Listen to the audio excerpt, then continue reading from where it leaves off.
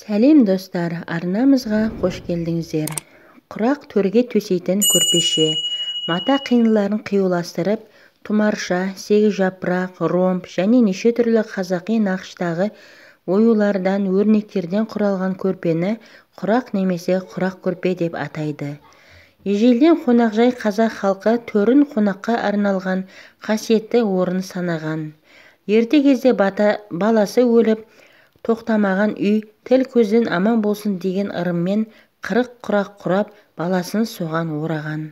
Құрақ көрпенің арасына мақта және қойдың, түйенің жүнін салып, немесе қазіргі кездегі синтепон салып сырып тігеді.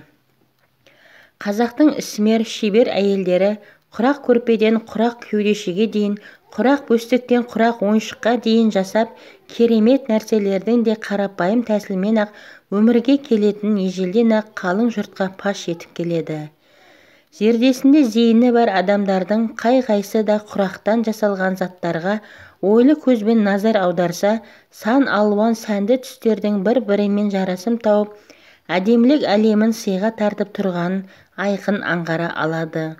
Ол арқылы халқымыздың құнарлы дүниетанымын, эстетикалық талап-талғамын, сұлулықты аңсаған іңкәр сезімін айтқызбай-ақ танисың. Басты бұйымдары көрпе, түскиіз, кеудеше, жастық, түрлі ойыншықтар болып келетін құрақ құрау қазақ дәстүрінде қыз балалар кішкентайынан біліп үйренуге тиісті қолөнер түрі.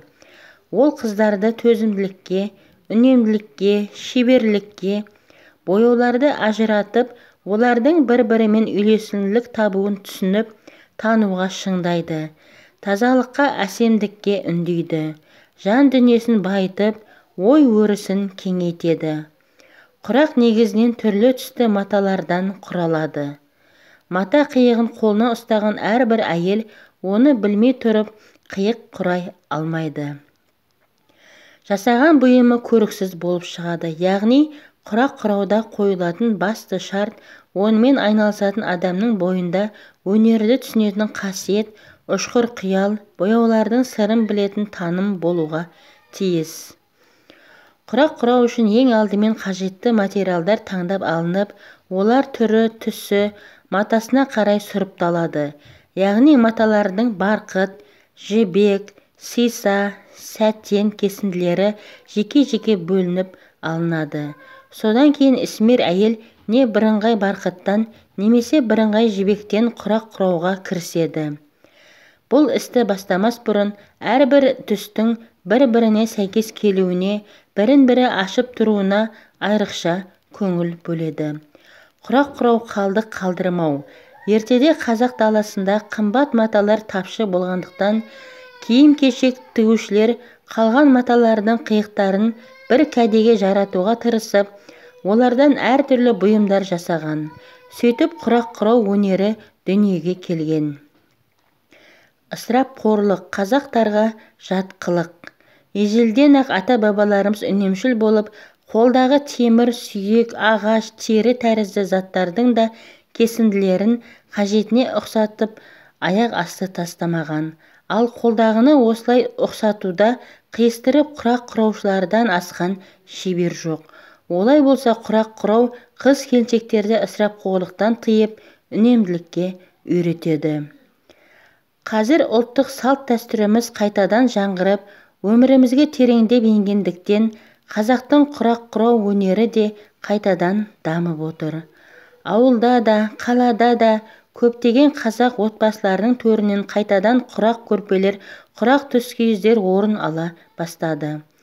Қыз ұзату, келін түсіру тойларында құдағилар бір-біріне құрақтан әдемі ою-өрнек салынған әсем қоржындармен сый-сияпат апаратын болды. Бір ғажабы қазіргі құрақтардың өздерінен ақ ондаған тікше, шаршы құрақтарда небір бояу алмасуларының үйлесімді жасалғанын, осы құрақ бояуларының алмасуының, қиюластыруының келесі құрақтарға қайталанбайтын аңғарасын. Көгілдір аспан астындағы жасыл жайлауда ақ шаңқан киіз үйлерді тігіп, қызыл, сары, ақ қызғалдақтар жайқалған жусанның иісі мұрын жарған дархан далада мал жайып, күміс көлдерде шомылып, Құстардың үнін естіген қазақ халқы соның бәрін ою-өрнектер, құрақтар арқылы қалай жеткізе білген десеңші. Сіздермен бірге болған пайдалы ақпараттар каналы. Келесі видеода кездескенше сау, саламат болыңыздар.